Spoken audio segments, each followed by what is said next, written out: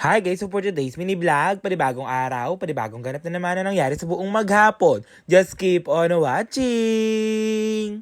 At syempre graduation nga ng pinsan ko mga gar, kaya pupunta nga tayo dito kahit wala pa nga tulog ang person dito for today's video. Nandito nga pala tayo mga gar sa gapan. At syempre habang nanonood nga ako dito ng graduation, bigla na lang talaga ako na-touch dito kung ano nga daw ba ibig sabihin ng success. Napaganda mo ang buhay ng kapwa mo, successful ka na yan. O sa simpleng bagay na nakatulong pa sa isang kaibigan na nangangailangan. Or naging mabuti kang tao na kailangan ng ating mundo.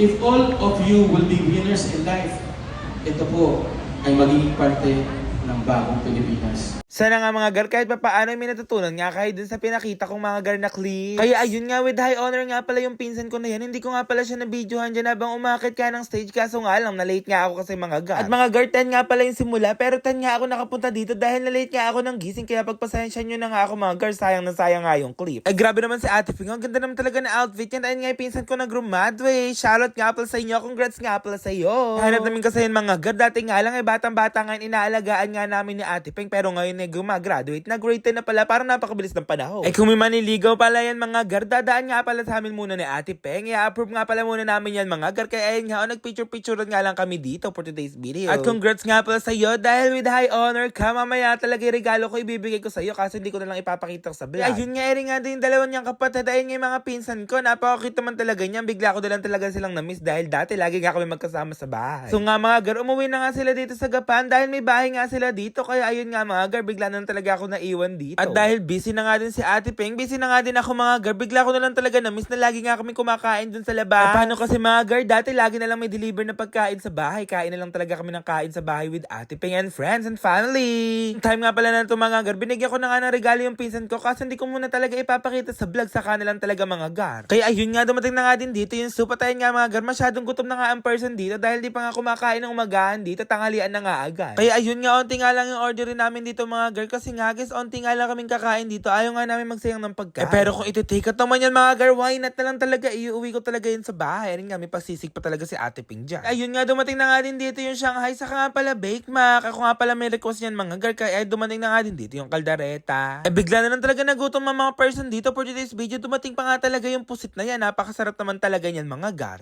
Kaya ayun nga, dumating na nga din yung mais kunyelo. Ako nga pala may request yung mga gar dahil favorite na favorite ko yan mga gar kapag nga bumibili nga ako dito sa Kabanatuan. Buti na nga lang mga gar, meron nga ditong mais kunyelo kaya super happy. Tami na naman ng person dito for today's video. Ayun nga pala, kasama nga pala namin si Tito Ento. Bigla na lang talagang umiti yung pinsa ko na yan mga gar kasi nga guys ko ano-ano nga sinasabi ni Ate Ping dyan. Bigla na talaga na kami nagkakatawan. Mga gar, namimiss ko nga yung ganito. Yung salo-salo nga kaming kumain nila Ate Ping, kaso nga lang madalang na nga lang namin magagawa dahil busy na nga ang person dito for today's video. Kaya ayun nga, napakatako naman talaga ng pinsat ko na yan. Napaparami naman talaga ng pagkuha ng rice. Ayun na, umuulit pa yung action talaga dyan mga gar. Kaya bibong-bibo naman talaga, love na love ko yan. Kaya ayun nga, sana nga maulit nga yung mga ganitong ganap natin at ayun nga yung mga food namin. Sana nga matakam nga kayo. Ano pang inaantay nyo? I-mention nyo ng kaibigan nyo. Kumain na nga din kayo sa labas with family and friends. Kaya ayun nga, happy graduation nga pala sa lahat ng mga graduate. Tasahin nyo pa nga sa susunod para makamit nyo nga yung pangarap nyo. Sana nga nag-enjoy kayo. Yun lang guys. Thank you for watching.